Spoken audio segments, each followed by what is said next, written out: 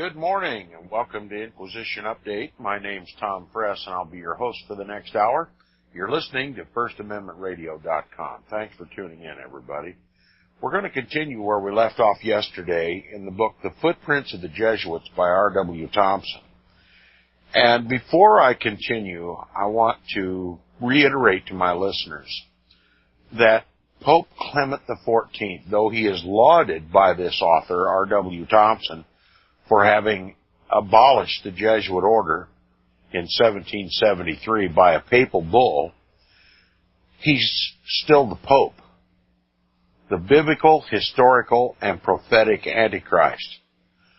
And those many authors who write the history of the Jesuits are very complimentary of Pope Clement XIV for doing so. He deserves no credit. He believes that he is the replacement of the Son of God on earth, that he is the voice of God on earth. He is a world-class blasphemer. He believes that his church is the only body of so-called Christians in the world that has the benefit of the Holy Spirit. This Pope, though R.W. Thompson is very complimentary of him, practices the doctrine of demons as a celibate. He also supports not a system of grace instituted by Christ, but a system of works instituted by the Roman Catholic Church. This Pope, like all other popes, is just another member of the dynasty of Antichrist. And he's not to be lauded or appreciated by Christians. Yes, true Bible Christians who were persecuted by the Roman Catholic Church, and especially by the Jesuit order, are very happy at this time that the Jesuits were suppressed. But the beast still existed. And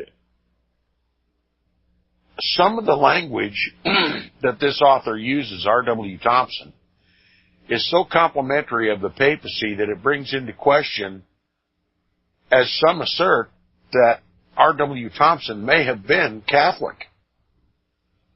I personally don't believe so. I think R.W. Thompson was Protestant in his beliefs, but be that as it may, he approaches the history of the Jesuits from a non-religious point of view. And he doesn't wish to get into arguments for or against religious doctrine. He's simply exposing the history of the Jesuits. And it's up to us, Bible-believing Christians, with prayerful consideration and a knowledge of the Scriptures, to assess accurately the papacy and the Roman Catholic Church and the Jesuits. And I just want to reiterate before we begin where we left off yesterday that we are not, having a full understanding of the Scriptures and of history, we are not to regard this particular Pope as somehow an exception to all the other popes in the dynasty of Antichrist, the papacy. And we're not to regard him as a Christian. He is Antichrist, just as is the Jesuit order. This divided house will not stand. And we know that that rock is going to destroy, that rock, Jesus Christ, is going to destroy this Antichrist system and replace it with a kingdom that will never end, wherein dwelleth righteousness. So, let's continue with that understanding. Now, beginning with the first full paragraph on page 220, or the last full paragraph on page 228, the author says, "We've seen how cautious Clement XIV was to examine the whole matter thoroughly, and that for this purpose he continued the investigation for 4 years in addition to what had been previously done, hearing everything that could be said upon both sides and carefully weighing all the evidence. He even went so far as to appoint a commission of 5 cardinals and several prelates and advocates to assist him in the examination, all of which he would have omitted if he had been disposed to prejudice the cause of the Jesuits or to inflict unmerited injury upon them. Insofar, therefore, as his desire and intentions were involved, there's not the least ground for supposing that he omitted anything essential to the discovery of the truth, or that he did not honestly desire to discover it. The Jesuit attacks upon him exhibit bad temper, but furnish no arguments. They are too vindictive to be courteous and exhibit too much anger to be truthful. It is therefore only left to us of the present day to understand the reasons assigned by Clement XIV to justify his action, in order to decide intelligently between him and the Jesuits. In his statement of facts, he is entitled to be regarded as veracious, not only because of his pure Christian character, says R.W. Thompson, far more credit than this Pope deserves. Again, he says not only because of his pure Christian character, but because he is fully supported by the most reliable secular history. A brief review of them will enable the reader to place a proper estimate upon the character of the Jesuits, which from the nature of their organization is incapable of change. The Jesuits, according to R.W. Thompson, are incapable of change because they only do what the Jesuit general tells them to do, and he has a course that is set in stone. He regards himself as the sole voice of God on the earth, and their purpose was established by Ignatius Loyola and materialized in the Constitution of the Jesuits and in their oath, and established firmly in all of Jesuit history. Okay, the Jesuit order is determined to destroy Protestantism and all the institutions that arose out of the Protestant Reformation, and then to conquer all the nations of the world to serve one sovereign ruler, a new world order, with a pope of their choosing, preferably a Jesuit. And this is the conclusion of R.W. Thompson, and if you are cognizant of the fact that we now have, for the first time in world history, a Jesuit pope, you can recommend this author that he was accurate in his assessments. Now, there's something else I want to add to the discussion here, and that is, while it appears on its face to those who don't know the entire history of the Jesuits, nor the biblical or the prophetic fulfillment that we are readily aware of in the Scripture about the Roman Catholic Church and the papacy, and the woman who rides the scarlet beast of Revelation chapter 17, we have to understand that this papacy, Clement XIV, is being opposed by the monarchs of Europe because of his natural inclination to support the Jesuits. He's being forced to abolish the Jesuits. Pope Clement XIII, all of his predecessors, defended the Jesuits against all attacks. And if the papacy were, as it is claimed, infallible, this pope would have followed the same course of action, to defend the Jesuits rather than to suppress them. But this pope was doing what was expedient for himself and the church. There's no infallibility in this. The papacy was under attack, hemorrhaging from the results of the Protestant Reformation, losing membership and loyalty. Even the kings of Europe had rebelled against the authority of the papacy in civil and religious affairs, and had joined the Protestant Reformation. And the Jesuits were viewed as the papacy as just another addition to all of the flight of Roman Catholics leaving the Roman Catholic Church. This is a matter of survival to Pope Clement XIV, the survival of the church, the survival of the papacy. This is not a charitable act by a Christian, a benevolent Christian, to preserve the gospel of Jesus Christ and to preserve the lives of those who believe that gospel. This is an internal matter for the Roman Catholic Church in order to save the papacy from ultimate destruction. We're in the period of time when the papacy is experiencing the infliction of its mortal wound, from which it will eventually and has already healed. And so the papacy is acting out of dire necessity in order to survive, to at least for a temporary period of 41 years, to suppress the Jesuit order. Now, we'll continue the last full paragraph on page 229 if you're following along in your own copy of the book. It says, after a preliminary statement of his powers and responsibilities, he declares the Jesuits to have been accused of things, quote, very detrimental to the peace and tranquility of the Christian Republic, unquote. Now you can ask yourself, what did this Pope mean by using the term Christian Republic? He was appealing to the Roman Catholics who had already fled the Roman Catholic Church in support of a republican form of government rather than a monarchical dictatorship elected by the Pope or appointed by the papacy, as was typical in the old world order. And he proceeds to enumerate the Christian sovereigns who have from time to time complained of the Jesuits, and asserts that Pope Sixtus V, who had charges against them, quote, just and well-founded, unquote. Referring to the favors shown by the Jesuits by Pope Gregory XIV, he says that, notwithstanding this, quote, the accusations against the society, the Jesuit order, were multiplied without number, and especially with their insatiable avidity of temporal possessions, unquote. In other words, they were filthy rich. That was one of the big criticisms of the Jesuits.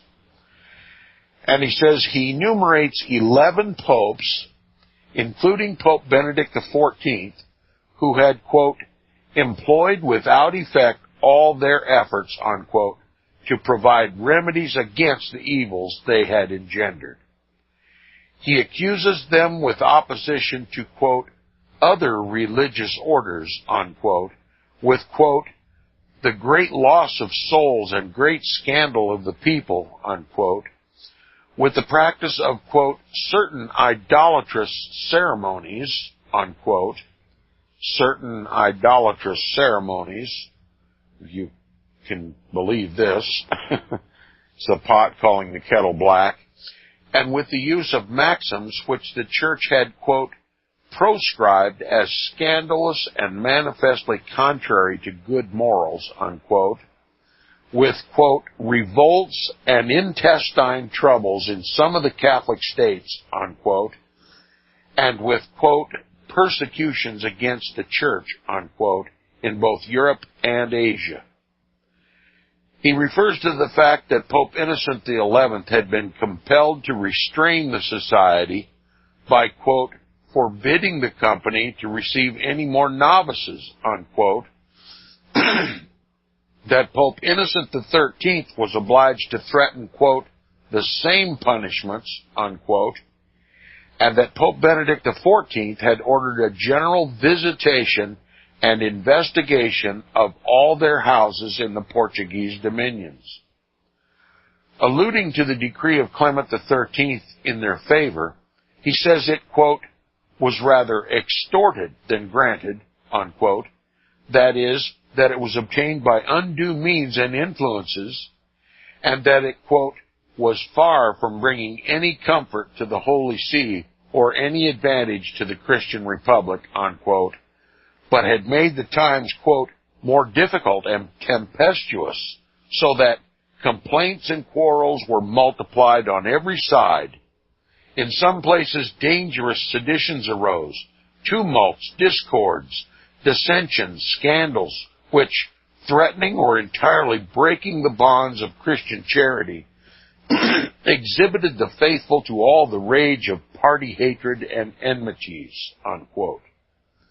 Then follows the assertion that the kings of France, Spain, Portugal, and Sicily had, quote, found themselves reduced to the necessity of expelling and driving from their states, kingdoms, and provinces these very companions of Jesus, the Jesuit order, unquote, because, quote, there remained no other remedy to so great evils, and that this step was necessary in order to prevent the Christians from rising one against the other and from massacring each other in the very bosom of the common mother, the Holy Mother Church, unquote.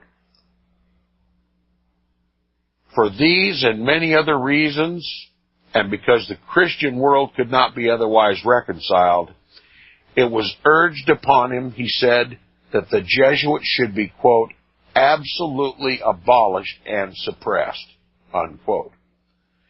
He then proceeded to declare that he had examined attentively and weighed carefully all the matters touching the conduct of the Jesuits, that he had invoked, quote, the presence and inspiration of the Holy Spirit, unquote, that under the responsibilities of his high station, he had been compelled to reach the conclusion that they, quote, could no longer produce such abundant fruits and those great advantages, unquote, which had been promised when the society was instituted, but that, quote, on the contrary, it was very difficult, not to say impossible, that the Church could recover a firm and durable peace so long as the said society subsisted, unquote.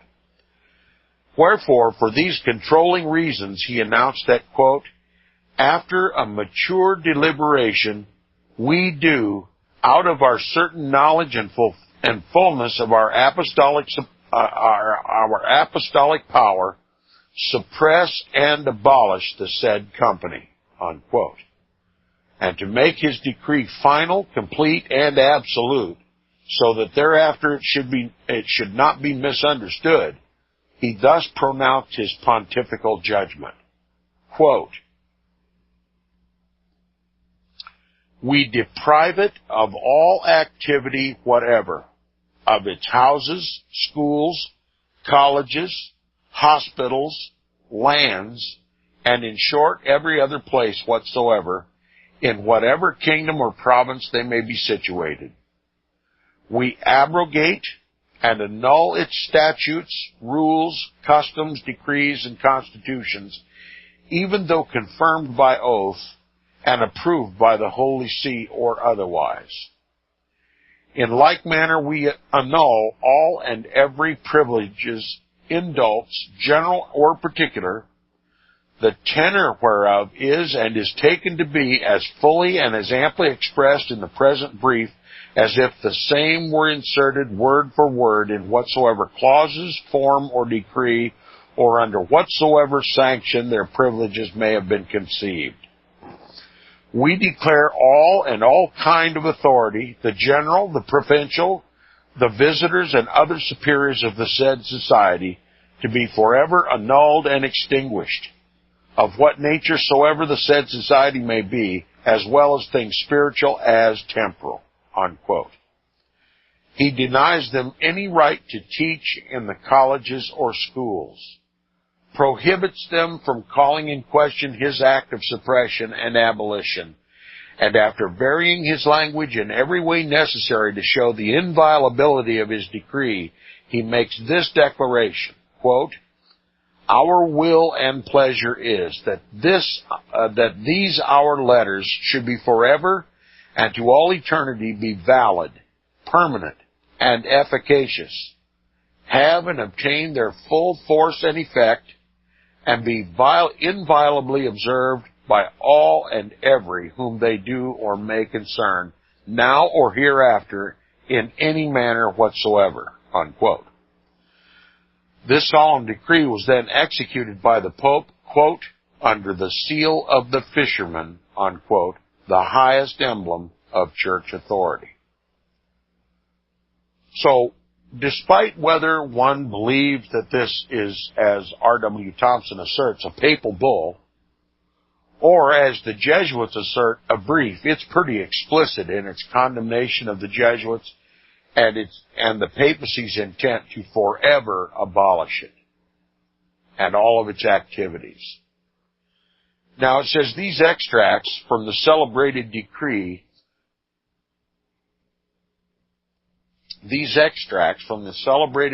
are necessary to convey to the mind of the reader a correct idea of its character and scope.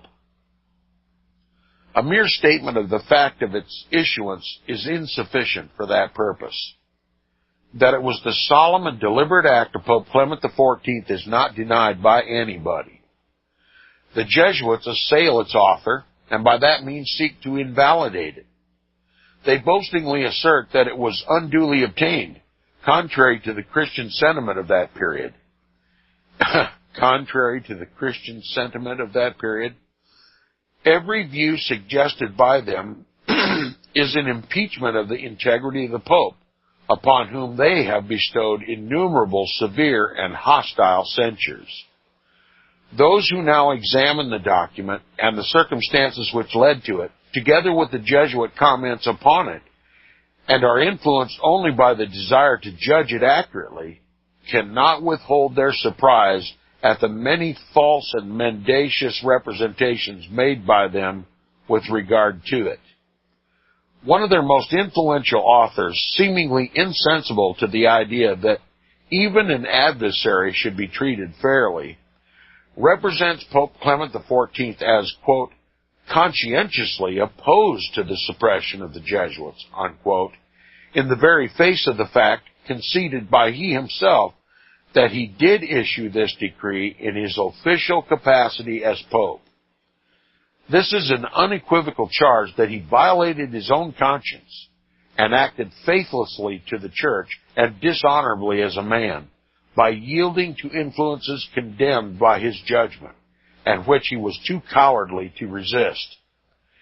In ordinary intercourse, such an accusation is highly offensive, and there's nothing to make it otherwise when made by a Jesuit against a pope, especially when he professes to believe that the latter was infallible.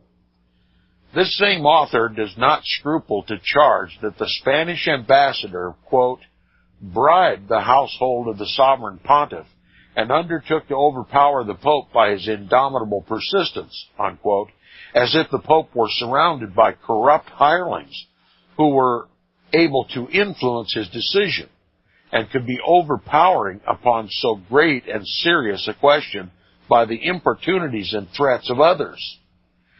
And, continuing his comments in the same spirit, he asserts, upon the alleged authority of Cardinal Pacca, that after Pope Clement XIV signed the act of suppression, quote, he dashed the document to one side, cast the pen to another, and from that moment was demented.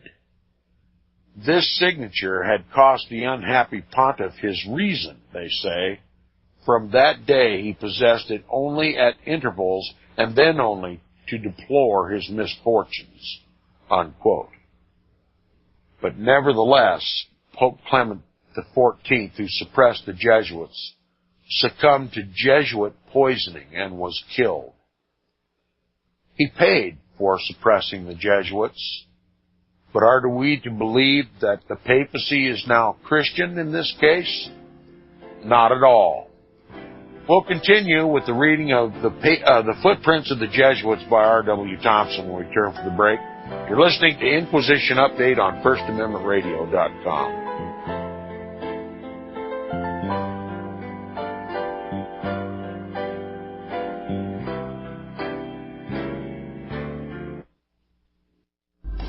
Years ahead of the dominant media, FirstAmendmentRadio.com and FirstAmendmentRadio.net.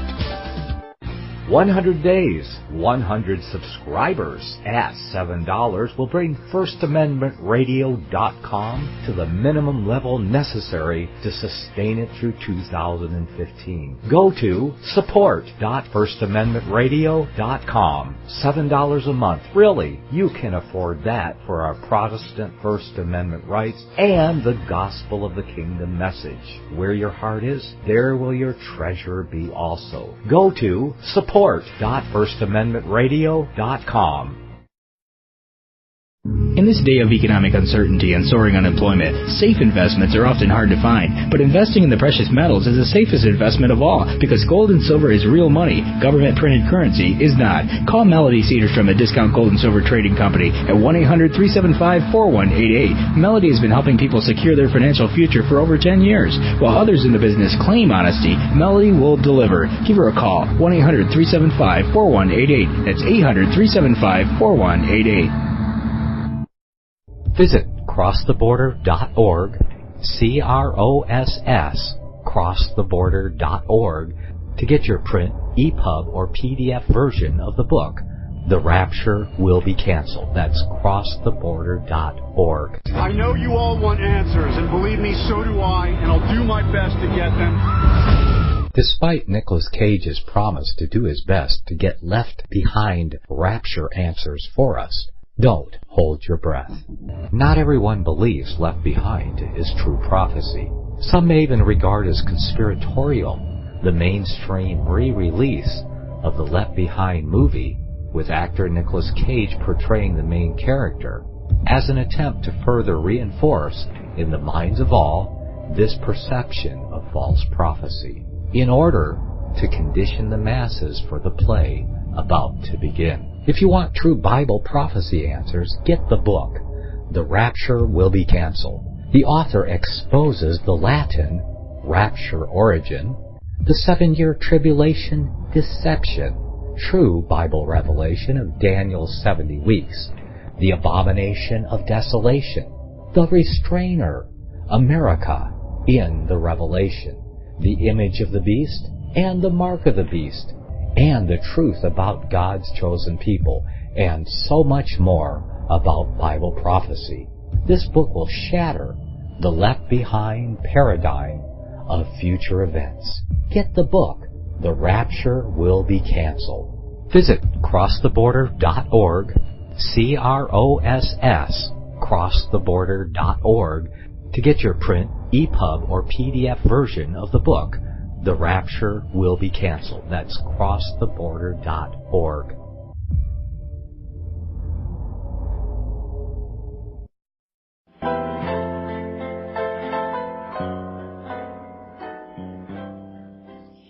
Okay, welcome back to the second half hour of Inquisition Update.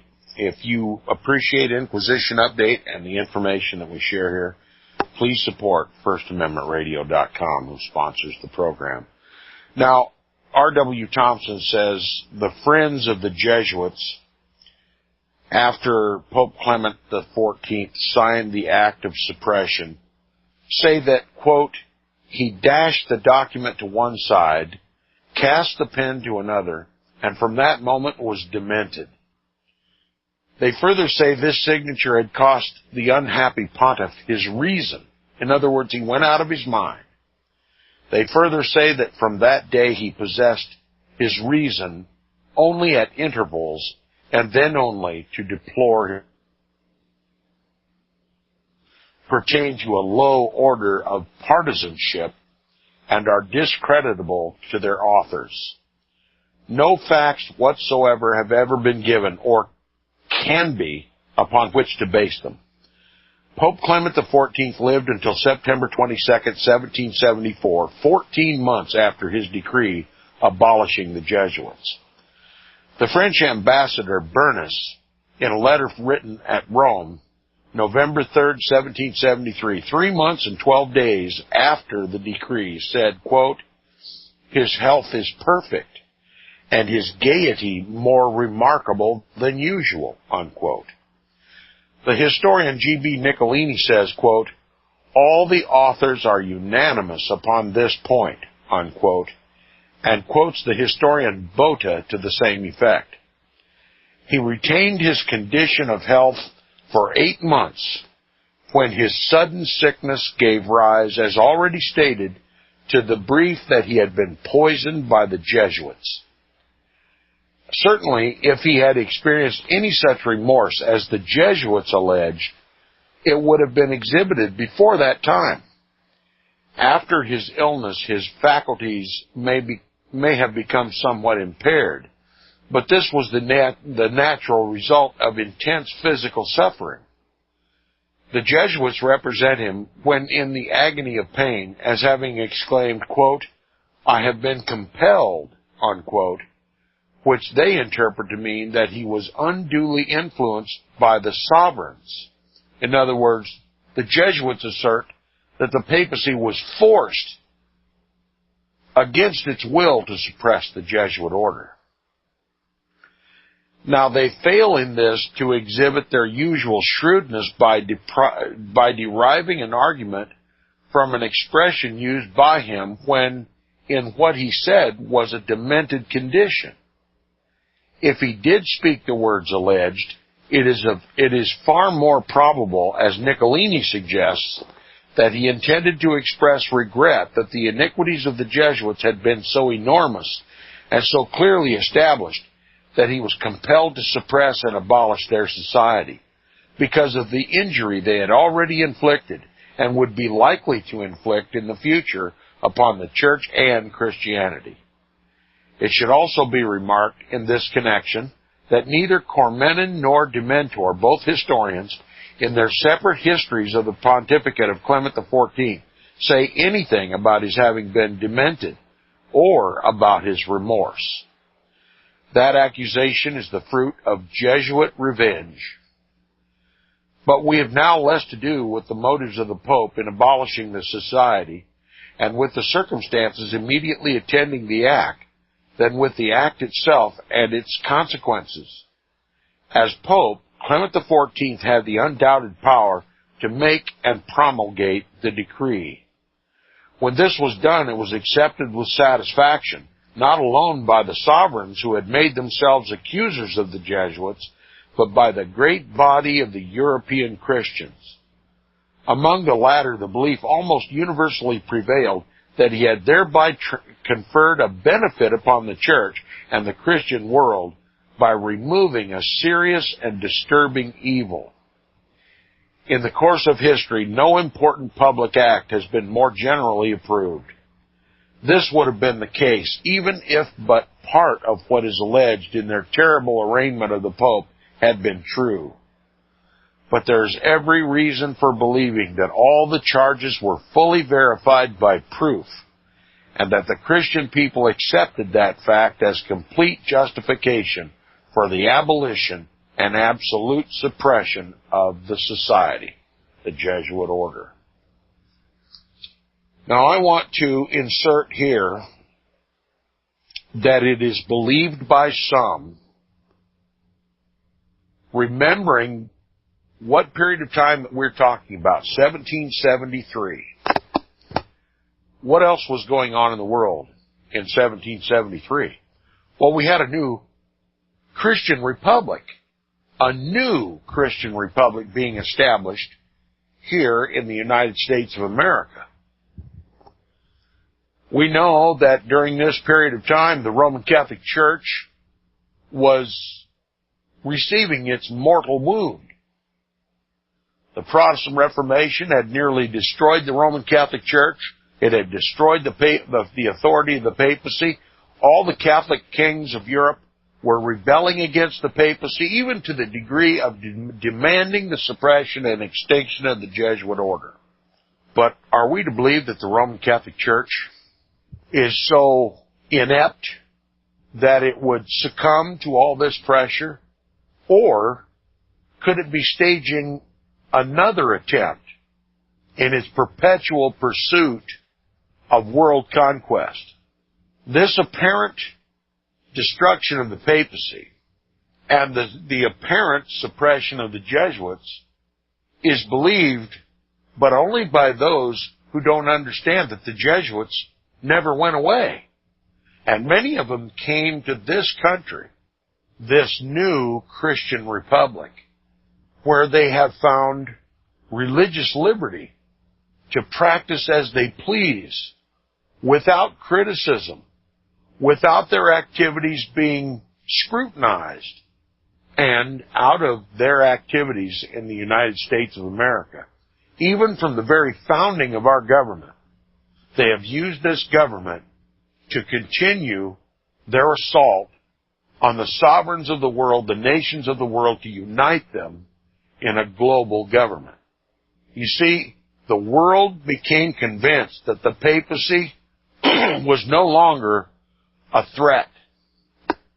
At the act of this suppression and extinction of the Jesuits by Pope Clement XIV, fears were alleviated that the Jesuits would continue to be a factor to be opposed in the world. And while the opposition to the papacy and the opposition to the Jesuits was all of a sudden put to rest because of the apparent destruction of the papacy and the apparent destruction of the Jesuit order, the Roman Catholic Church was free to do as she pleased here in the United States of America through the quote-unquote American Roman Catholic Church. And I maintain, and I believe history will finally conclude, that Rome simply abandoned temporarily all of Europe and put all of its investment in this country. All of its investment of papal intrigue, all of its investment of Jesuit intrigue, and have secretly controlled this country almost since its founding. And the result we see in the world today, the United States reigning as one of the great superpowers, a militia, a global militia, has simply been the proxy warrior by which the Jesuits, together with the papacy, have conquered the rest of the world. And the papacy has, without our recognition, regained all the power that it had prior to the suppression of the Jesuits and of the destruction of the papacy because of the Protestant Reformation. And if you consider what the ecumenical movement has done to Protestantism, you realize just how thoroughly Protestantism has been defeated in this country, which is one of the very basic tenets of Jesuitism. It's a stark and startling reality. And until the American people come to grips with this, they're likely not to ever recognize who the true enemy of our Protestant republic really is, nor how we've been deceived by our own government and by our own pastors. Now we'll talk about chapter 14. It's talking about the reestablishment of the Jesuit order. The mortal wound is going to be healed. Okay? The papacy is going to survive and even regain its kingly authority in the world. This occurred in 1929 at the Lateran Accords, Mussolini granting the Pope his sovereign temporal authority once again. And before that, the Jesuits, now only after 41 years of suppression, were now put back in authority in the Roman Catholic Church. And not only an authority to be reckoned with by the world, but by the papacy itself, having already demonstrated its capacity for intrigue and its ability to kill two successive popes without being fully discovered, reestablish the papacy under the terms that the papacy will obey the Jesuit general. No pretense is left that the white pope, the pontiff in Rome, has authority over the Jesuit general. Now it's clear to the papacy the Jesuit general is the only infallible and divine voice on the earth. And that while the white pope may present a public representation of the papacy, The true secret representation of the papacy is found in the Jesuit general alone. Now, again, we're talking about the reestablishment of the Jesuit order. This is the top of page 236 if you're following along.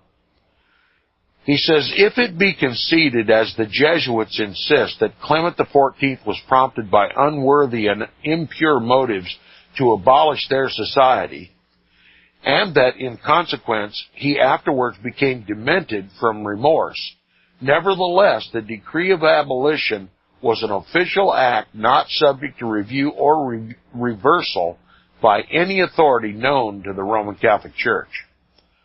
No appeal from it was authorized by any existing law or church regulation.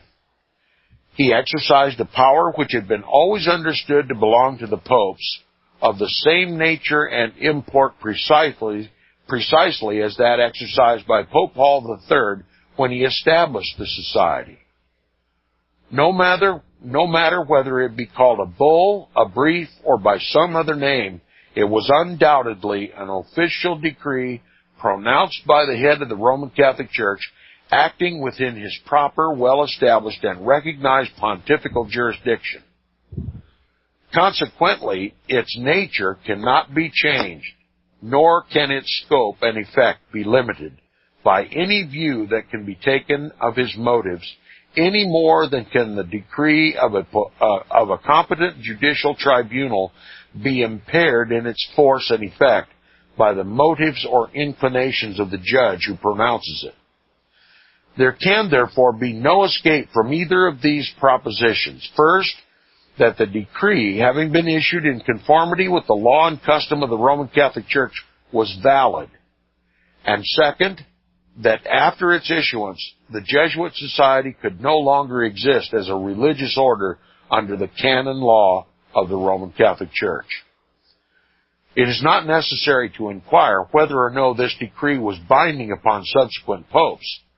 That has been of no practical importance since the new decree of Pope Pius VII reestablishing the order after it had been 41 years abolished. Until the time of that new decree, the Church and all its members were bound, under its existing laws and discipline, to recognize the abolition of the society as legitimate and proper. In point of fact, this was the case, the only exceptions being the Jesuits themselves and such as they could influence. Pope Pius VI, the immediate successor of Pope Clement XIV, although he discharged from prison some of the Jesuits who had been arrested and confined, suffered the decree of Pope Clement XIV to have full effect during his pontificate and held on to the confiscated property of the Jesuits for the benefit of the Church. The Christians of Europe were satisfied with this condition of things and indicated this, not merely by their silent acquiescence, but by acts of positive approval.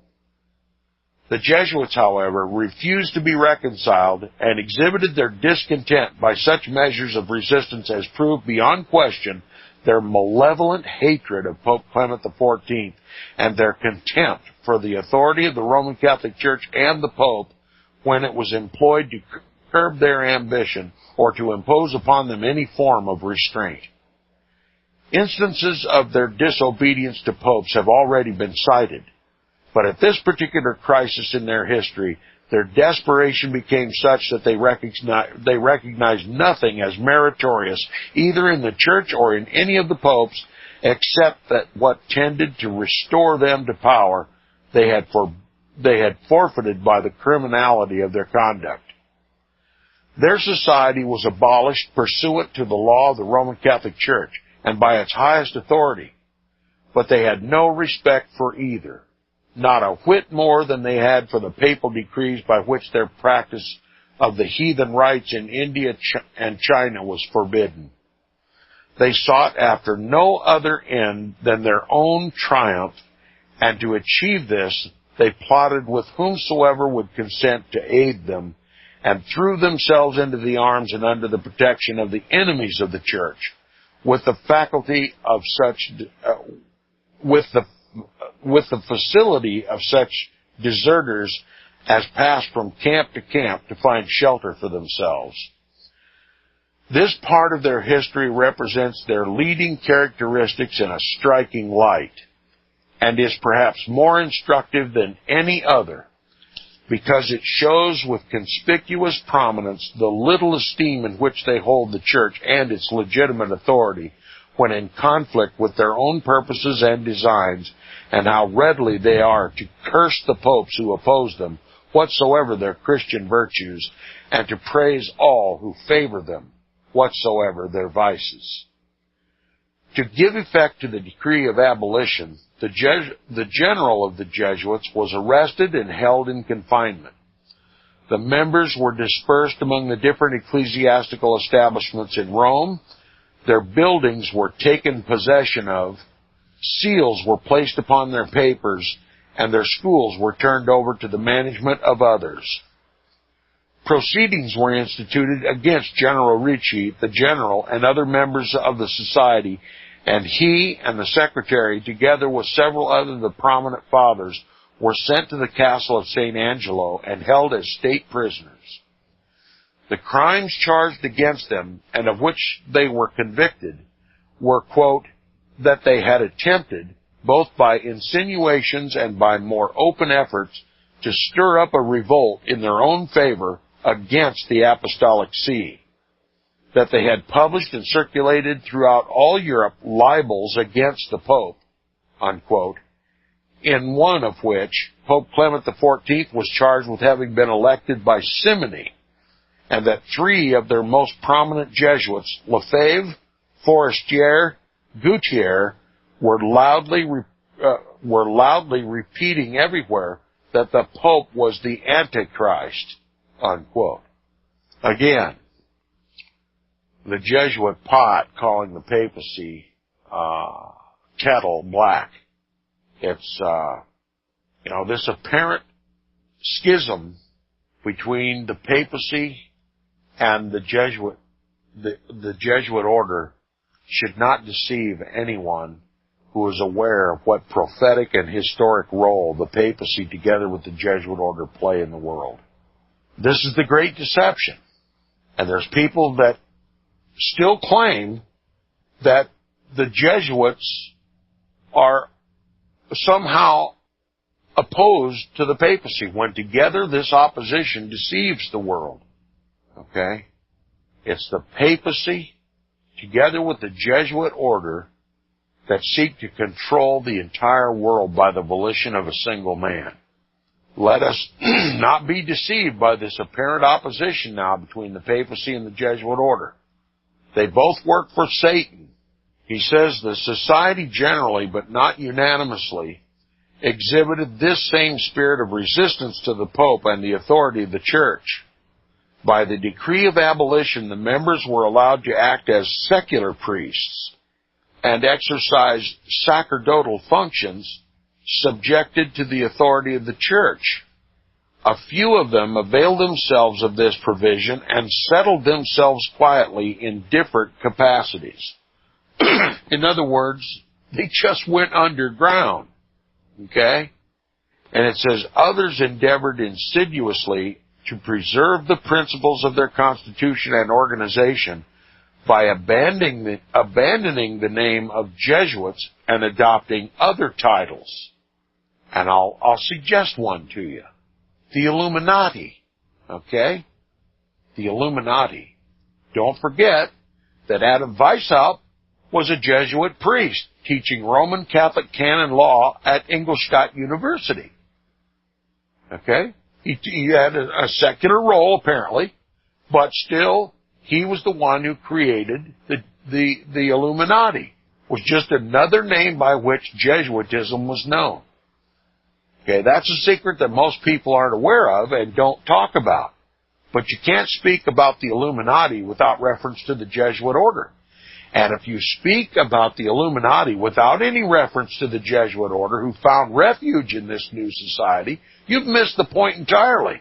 You've missed the point entirely of what the Illuminati was really all about. What it is all about. and that is to reestablish the authority of the Jesuits and the papacy to world supremacy. The war goes on just under camouflage. Okay? Now, quote, but, says G.B. Nicolini, the historian, quote, the greater part, the most daring and restless, would not submit to the brief of suppression,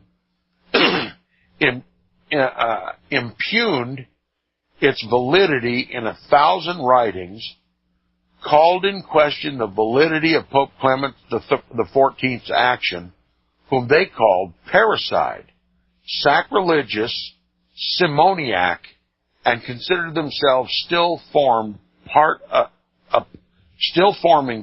and still existing company of Jesus, unquote. So there were some who went underground and some who remained on the surface, still impugning Pope Clement XIV. Now, Catherine, Empress of Russia, remember Russia was the home of the Russian Orthodox Church, which was a result of the schism within the Roman Catholic Church in 1054. The Eastern sect of the Roman Catholic Church, centered in Constantinople, later Byzantium or Istanbul, now today, disagreed with the papacy over his self-proclaimed authority, and there was opposition against the Roman Catholic Church for its idolatry. This is the period called the Iconoclasts, and some arguments about some of the so-called Christian feasts, particularly Easter. But nonetheless, Daniel describes this division in the Roman Catholic Church as the formation of two iron legs in his metal man image. And so Rome, seeing the Eastern sect of the Roman Catholic Church a threat, persecuted the Eastern Roman Catholic Church, I call it. They persecuted them just like they persecute the Protestants. And so the Eastern sect, being persecuted by the quote-unquote Holy Roman Empire, sought refuge in Russia and protection under Empress Catherine.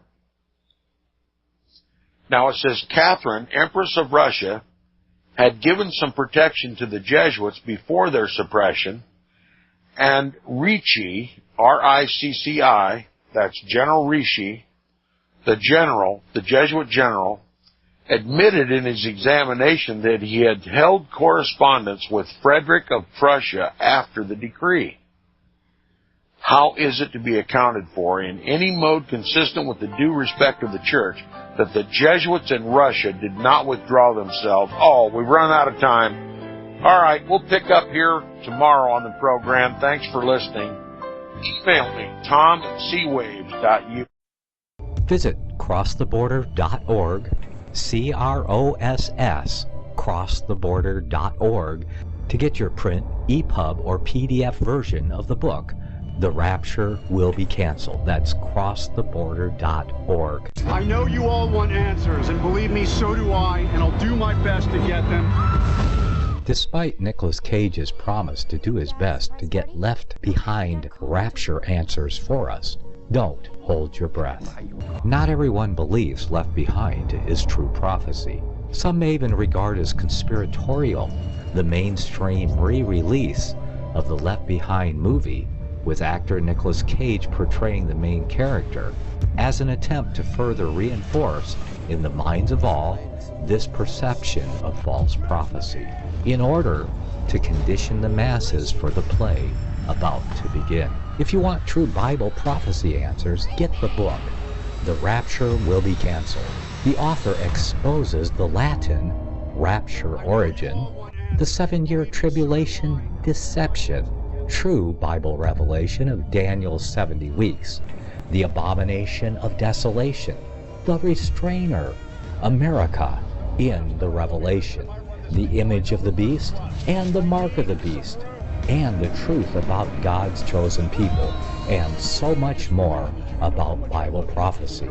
This book will shatter the left-behind paradigm of future events. Get the book, The Rapture Will Be Canceled. Visit crosstheborder.org, CROSS, crosstheborder.org, to get your print, EPUB, or PDF version of the book, The Rapture Will Be Canceled. That's crosstheborder.org.